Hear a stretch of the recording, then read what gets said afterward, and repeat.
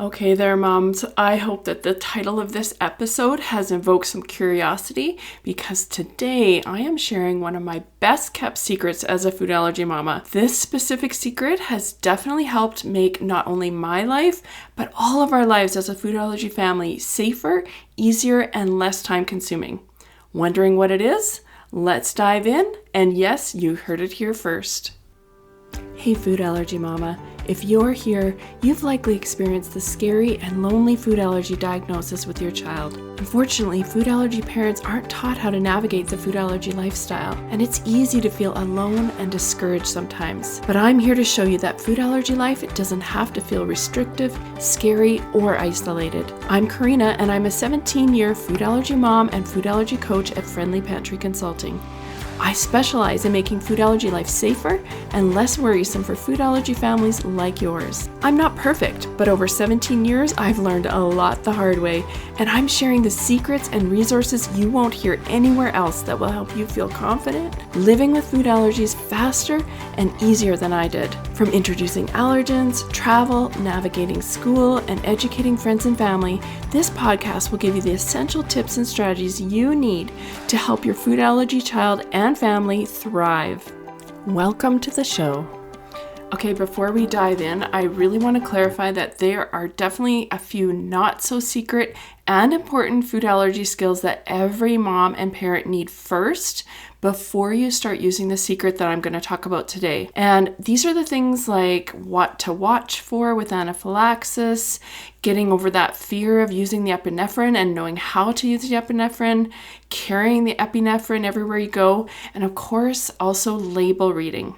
These are essential life-saving skills and they are required. So if you're new to food allergies or you haven't learned these basic allergy skills yet, I want you to pause this episode and grab my free newly diagnosed checklist so you can make sure you've got the basics down first. These basics, please don't skip over them. They are essential so you can keep your child safe. And I'm actually going to give you, in that newly diagnosed checklist, there is actually 14 really important things to learn in this new stage. I'll post the link to that free newly diagnosed checklist in the show notes, and so you can easily grab that now. But today, I want to talk about a well-kept secret that makes food allergy life easier and less stressful. Not only that, but it saves hours and hours in your life. In fact, what we're going to talk about today has helped me as a food allergy mom in every part of food allergy life. That means everything from cooking safe and delicious meals to juggling play dates and birthday parties to navigating school and even traveling with food allergies too. And honestly, what I'm going to talk about is not actually hard to do. It's something that everyone can easily figure out, and it doesn't require a lot of training or effort. But there is one catch. It does take a lot of time to perfect. So once you have this figured out, it's going to save you a lot of time, but in the beginning, you will need to tune it so that it gets better and better over time. So what is this mysterious and wonderful secret food allergy information? It's creating templates. Okay, so you're probably saying, what are you even talking about? What do templates have to do with food allergies? Let me give you a couple of examples where templates have been absolute life changers for me and our family. The first one, meal plans. Now stick with me here because I know that meal planning is sometimes controversial. People don't love it. You love it or you hate it. But I honestly think that they are essential for food allergy families. The reason why is they help me consistently put safe meal options that I know my family will eat on the table day after day. Meal plans save me time because I only go to the grocery store once, and when I use meal plans, I don't have to constantly think of food all day long. I know what I'm going to cook and only have to think about it right before cooking. Meal plans are templates that I use over and over to decrease my workload and give me a bunch of other benefits too. So another template that will work for your food allergy family, and I know a lot of people are going to resonate with this one, are the school meeting plan or 504 plan template. Now, I know that not everyone is from the US where they have a 504 plan. I'm actually not. I'm from Canada. But whether you have a 504 plan or not, it's going to be really, really important to discuss food allergies with your teacher and your school so that you can all work together to ensure your child is safe and included every single year. But I want to go one step further and put everything in writing so that you can have that template that you can fall back on year after year. So I started doing this when my daughter was young, and each year I would review my template. If there was something that didn't work or wasn't clear, I would revise it to make it better and better. By reusing that work and keeping it, I wasn't starting from scratch every single year, and it meant that my daughter was going to have a safer, more inclusive school environment every single year. Just like the template would get better, the understanding of it and the implementation of it would get better. Another way to create templates as a food allergy family is in your birthday party and playdate RSVP emails. There comes an age when it seems like there is a birthday party or playdate invitation every single week, and that's no exaggeration. So in this case, a template is going to help you become more efficient. It's going to save you time, because when you create that first template, you improve it and you're going to use it over and over. And you can make it clearer, you can make it more simple. You just have to cut and paste it and change a few details, which is going to save you a huge amount of time every single week if you get an invite every week. Okay, another place to use templates is instructions for caregivers. So if you go away on a weekend trip, let's say, your caregiver instructions can be a template. If you write it out on your computer and then save it in a safe place, you can reuse it over and over. And I recommend that you keep all the meals the same. So when I do instructions for caregivers, I would always have a meal plan so that things that I've already made and put in the freezer, they know exactly what's there. So if you keep that the same every single time, you are going to never have to think about, okay, what am I going to make? So you have the caregiver information, you go back to it and you say, okay, I'm going to make these meals, put them in the freezer, and you don't have to think about it. And then every time you don't have to remake that template for the caregiver, it's just going to be there. So all of this is going to save you time because you're reusing the work that you've already done. The next one is packing lists. And I'm not sure if I mentioned this on the podcast before, but our family are avid travelers.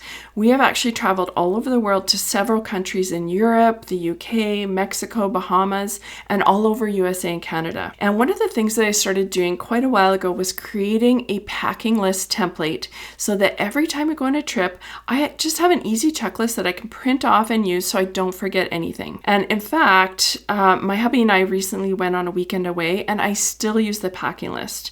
Since my allergy girl wasn't there, I could ignore those items, but it still helped me remember everything that I needed so that I was ready. I actually got myself into a little bit of trouble the last time my hubby and I went away because I was teasing him for not using a packing list because he seems to always forget like one little thing. But after teasing him, unfortunately, I realized that I had misplaced my face wash and left it at home. And of course, he had to tease me right back. But honestly, it wasn't because I forgot it. It was just in the wrong place. But it's a learning situation for me not to get too cocky. But the point is here that this packing list is a template that I can use over and over and saves me time because I don't have to think about it. It's that mental capacity because you're not always remembering what do I need to bring. And I just print the list and put everything into suitcases. So I hope from these examples, you can see the value of templates and why they're so important to save all of that mental capacity, especially for food allergy families who have so much to think about in every situation. So let's talk about how we can create these templates. So for every situation that we talked about, creating a template is really just a matter of starting with a first draft of whatever template you're making and getting things down. It doesn't need to be perfect, but do your best to anticipate as much as you can in the beginning. So let's say it's a meal plan. You might want to put down 5 to 7 dinner ideas, and if you need help with ideas, start with your favorite recipes that you make most often. If there's a meal your kids don't like, you could replace it with something else, and at the end, make sure that you don't throw away the plan so that you can reuse it over and over. When you're starting a school meeting template, put the points down that you want to talk about into a file. And as the years go on, you're going to need to do more research and testing. You're going to see what works and what doesn't, whether the teacher was doing something you didn't think of, or maybe your child tells you a story of something that happened at school. And then what you can do is change your template so that it's more clear, more helpful for the teacher, and you can go over it again with a new teacher the next year. So each time you're making a change, you're improving your template so that it gets better and better without starting from scratch. So you'll find that as you're refining these templates, you're going to find that sometimes, let's say a host, if it's a birthday party RSVP, that you create, the template that you're creating, you might find that a host is constantly asking questions. Or if it's like a school template, the teacher is constantly asking questions. That's your key to knowing that maybe something was worded confusing in your template. Maybe you need to clear it up a little bit. That's how you're going to know to make changes so that you can make it clearer and better as time goes on. So yes, templates take effort, but each time you make a revision, you are making your templates better and better. You're never going to have to start from scratch again, and you're going to reuse them over and over. And that, my friend, is going to save you so much time and mental capacity, because it just doesn't make sense to throw away all the work that we do every time and start over when we're already so busy as food allergy parents. That said, I do have an easy button for you. So if you don't want to put a bunch of time and effort into making templates, I have the solution for you. Because for every situation I talk about in this episode, I have actually already created templates. These are the templates that I have used over years and years of experience. I've perfected them so that you can have the best version possible without figuring out on your own over all those years. For example, you can grab my school allergy plan template, and it is a highly valuable, tested and proven template that you can start using right away without waiting or refining it on your own. Or you can grab my birthday party success pack, and in that you're going to find easy to understand RSVP templates for birthday parties and play dates. I also have really ideal templates available in most of my workshops. For example, the food allergy travel workshop has all of the planning and packing templates you are going to need. And in my 90-minute variety booster, you're going to get a month of allergy-friendly meal plans and recipes. So if you're struggling with creating your own templates, or you want to instantly lower your mental capacity, you can grab these now and use them right away. I will post a link to all of these in the show notes. So as we close this episode, I want to leave you with this question. What template are you going to create today? I would love to hear from you. Just send me a message over on Instagram. My handle is @friendlypantry. I can't wait to hear what template you're going to create. Thanks for listening, and bye for now.